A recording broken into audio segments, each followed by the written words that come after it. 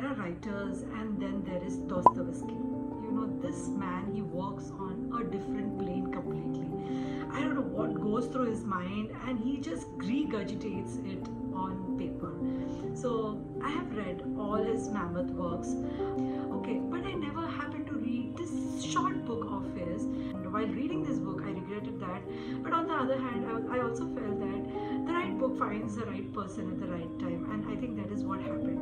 The book I'm talking about is Notes from Underground by Fyodor Dostoyevsky. So I think this book should be titled Diary of an Overthinker, because on one hand you will feel like this is like a random rant by a guy who is high at 3 a.m. in the morning, and he is just regurgitating everything that is coming to his mind.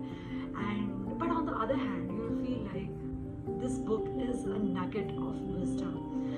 So there are two parts to this book. The first part is where he is just talking about these random thoughts of an overthinker who overthinks everything. He talks about how hyper conscious or how hyper aware an overthinker is, and how it stunts an overthinker's life, because you know everything. You are so aware of your surrounding, you're so aware of everything that is going around you that you can't function in real life. You can't actually practically function in real life. So he talks about that. Then so there are these random things that he's talking about. He's just jumping from one stuff to another, but somewhere if you think it's all interlinked, because that is exactly how an overthinker's mind works. It's on constant monologue. I went and read a lot of comments on this book, and a lot of people were not really a lot of people not really liked the first half of the book. They liked the second part of the book, where the actual thing happens.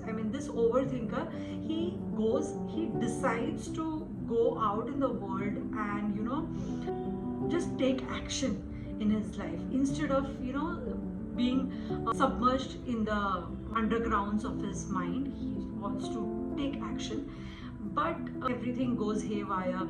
He self-sabotages his life. He makes enemy out of his friends, insults a girl who actually comes to his door and asks for help, and there's a chance for an affair between them, but he sabotages every damn thing. So this book is quite interesting. If you are an overthinker, you